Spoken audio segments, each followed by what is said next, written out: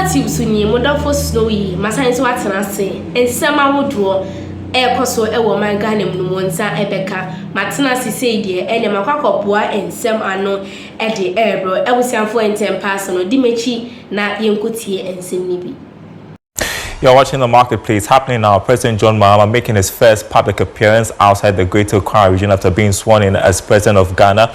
He's currently speaking at the 92nd Annual National Jalsa Convention of Ahmadiyya Muslim Mission at Pumas in the Central Region. Let's listen in. Abubakar Ahmed Yakubu II, your prayers and your support to be able to achieve the desire that we all had on our hearts. And Allah listened to our supplications, and today it has become the reality. And so I've come back to these holy grounds to say thank you to you and thank you to Allah for his blessings on us.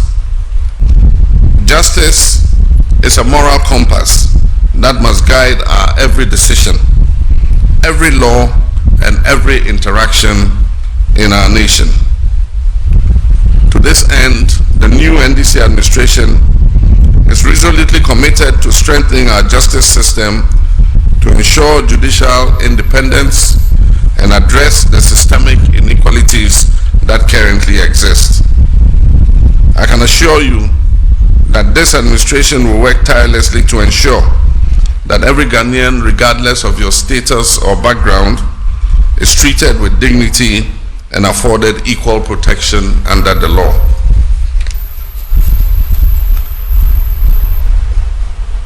Amir, Chairman, my brothers and sisters, to achieve this objective of justice, we would have to move the stalled constitutional review process forward.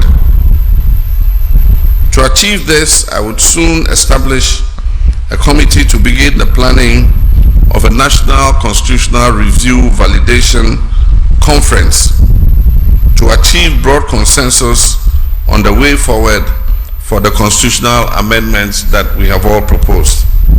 This set agenda presents our collective commitment to restoring good governance, achieving economic stability and creating opportunities for all. And that is exactly what we shall do. It is our blueprint for national progress and will not waver in its implementation. Let me give you examples of some of the challenges we face immediately. For instance, a planned shutdown of the West African gas pipeline was supposed to take place in October last year. At the intervention of this government, it was postponed till January. This is a long delayed maintenance and has to be urgently done. But what it means is that there will be no gas available for all our generating plants in the east of Ghana, that is the Tema Enclave, because it will have curtailed the gas coming from Nigeria and the gas that comes in the reverse flow from our gas processing plants in the west. And so it means that the thermal generating plants in the Tema Enclave would have no access to gas. And normally, to forestall blackouts because of the loss of almost megawatts of power, we have to make provision for fuel. And this is light crude oil, heavy fuel oil, and distillate fuel. Unfortunately, enough provision was not made for this eventuality. When the fuel arrives, it takes time to import it, 3 weeks to place an order and get it delivered. And when it arrives, you have to treat the fuel for another week and a half to make it ready for use in the generating plants. And so there's a threat of power outages. But my brothers and sisters, don't despair. Like I said, you elected us to solve the problems, not to put the blame on anybody else or to shoulder you with those problems. And so yesterday I called a meeting of all the stakeholders in the electricity value chain. And they have been sitting since yesterday to today to come out with innovative solutions so that we're able to keep the lights on. And so I can assure you, with some of the ideas they've come up with, we will make sure that your lights stay on and that we do not have doomso, as you popularly call it.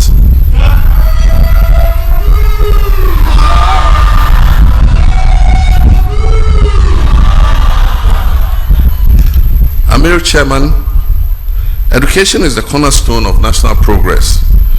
And to this end, as promised, while strengthening basic education, we will sustain and enhance the free SHS policy so that we gain the benefits that it is intended to bestow. We will address challenges such as overcrowding to ensure quality education at all levels. Our plans also include free tuition for first-year students entering public tertiary institutions, the completion of abandoned e-blocks, and investments to provide equitable learning opportunities nationwide and across the whole education value chain. These initiatives will empower our youth with the skills needed to excel in a rapidly changing world. We shall emphasize technical vocational education and training so that we can produce the skilled manpower that is needed for business and industry. I'm going to set up a planning committee to start working on the National Education Review Conference that I promised. This conference will review our educational system right from the kindergarten through the basic to secondary to tertiary to technical vocational education, and identify what the hindrances to quality education are at each level of our educational system.